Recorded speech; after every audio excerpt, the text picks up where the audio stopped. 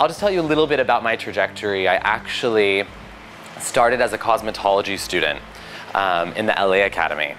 And so all the way from the very beginning, I think I fully understood that idea of like what that standard means. And then really once I saw that standard, wanted to carry that all the way through. So I finished up some training in LA, and then I actually finished up my apprenticeship in San Francisco. So San Francisco in the Bay Area is a little bit like of a home for me. And then I worked my way up to creative director in San Francisco, and I used to run the education center here. And a lot of you look really familiar. I'm sure we've crossed paths at some point. I used to have a lot more hair. But I've also aged through the years with Sassoon. Yeah, so I had a pleasure of doing education like I'm gonna share with you today, like every single day. And then I had the opportunity to go to Germany. So I was in Berlin a little bit and working in our academies over there and doing a lot of freelance work over there, which was fantastic. What I wanted to work for you today is almost like a little bi-level balance that's kind of hidden through the underneath, which you've probably seen a little bit in other collections.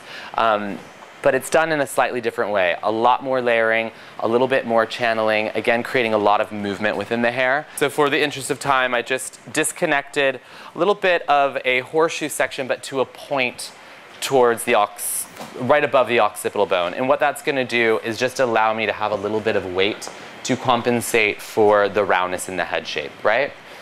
Just like every collection we do, we're going back to our fundamental ideas of suitability, right?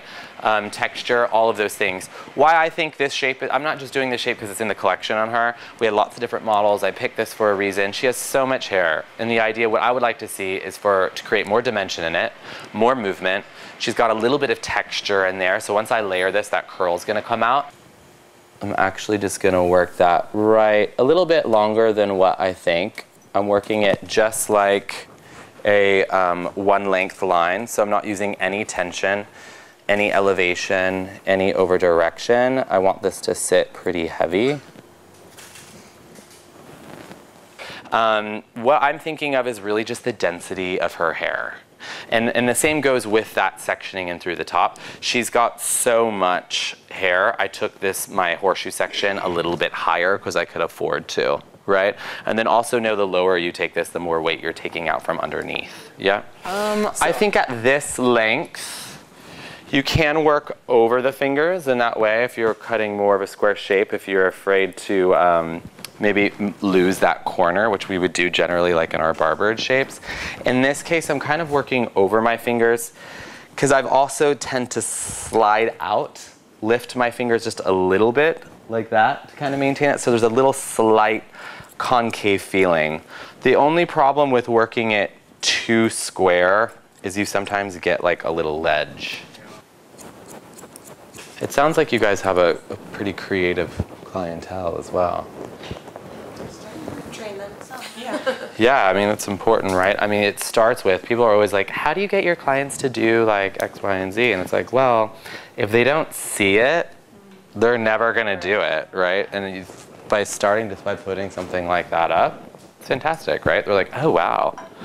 But like, if you try to explain to them, we're gonna do this heart thing, and then like, you're just like, they're like, what, right? Can everyone see my sawtooth as I put the head down? Yeah. Yes, exactly.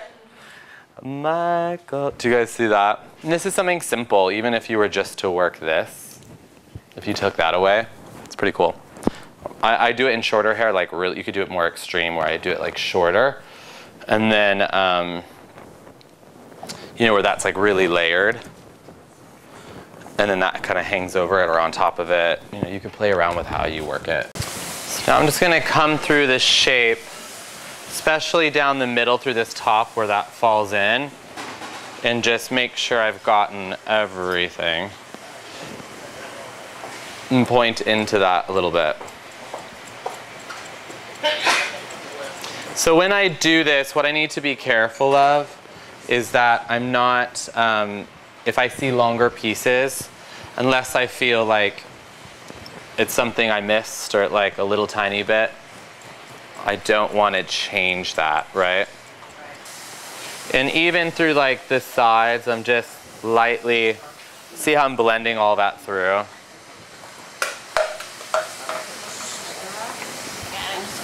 I'm sorry.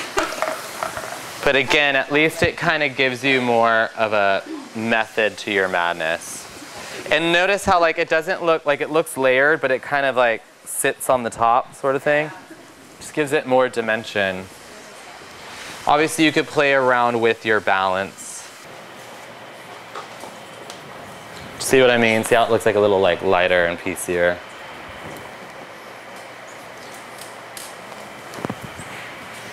And I've gotten a lot of clients lately that want to see it almost more pointed on the bottom than straight.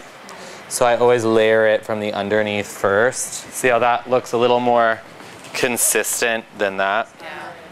Similar to that one. I mean, I just think with her texture, I'm thinking in her lifestyle, it's going to be a lot more wearable for her. The length of it. Awesome.